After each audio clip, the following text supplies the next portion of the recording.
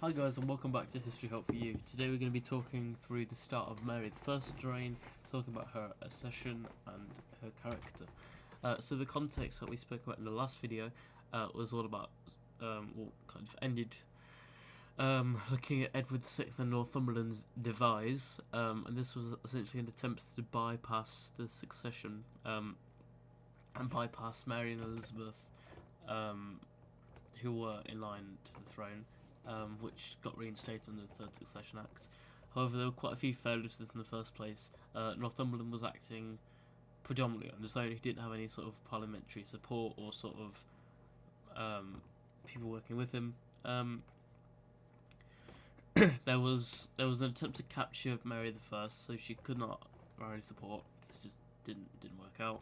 And also the Privy Council sort of abandoned working with Lady Jane Grey, and then proclaims Mary the First Queen, 19th of July 1553. However, there were quite a few challenges to Mary's accession.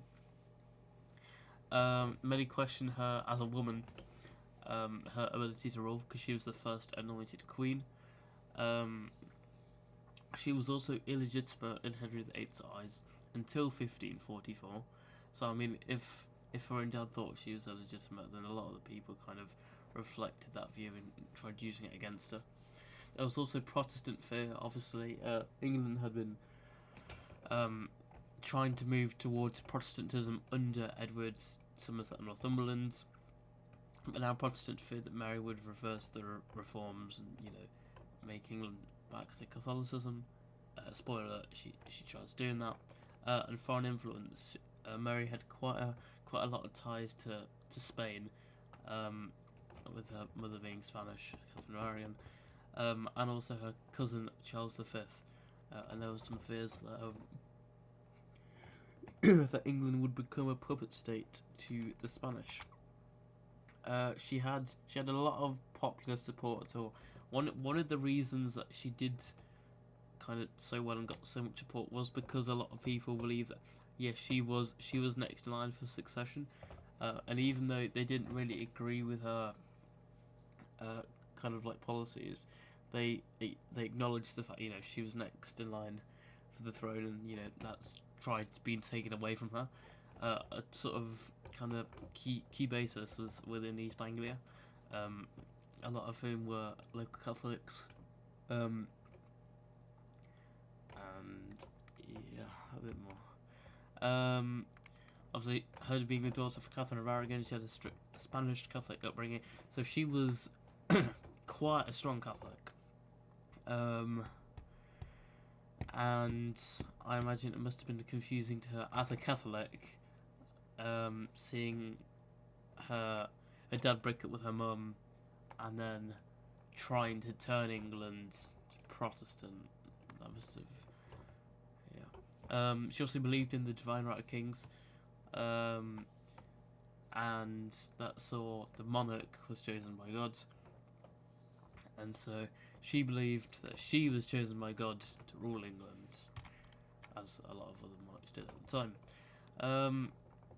In order to stabilise the realm, she obviously knew that Northumberland was a big threat to her, so she executed him, and there was initial talks to execute Lady Jane Grey.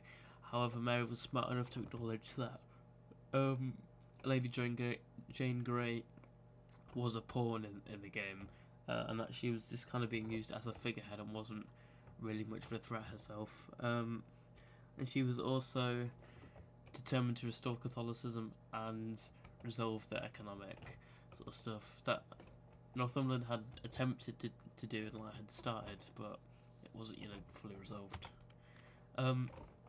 Here's like a sort of brief Privy Council thing.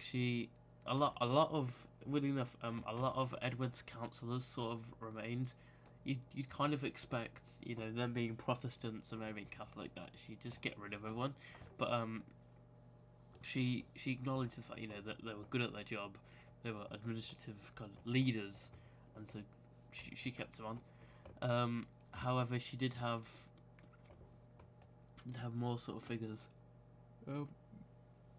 did have a lot more sort of Catholic people within that inner circle. So it was just Stephen Gardiner and William Paget, and you also had Cardinal Pole, who was very, very close to her, and also Philip II when we come to that. And yeah, she overcame the devise, and this is just a bit of a summary. But yeah, next lesson we shall continue on Mary. I'm going to try and pump out as much as I can. See you guys. See you in the next video.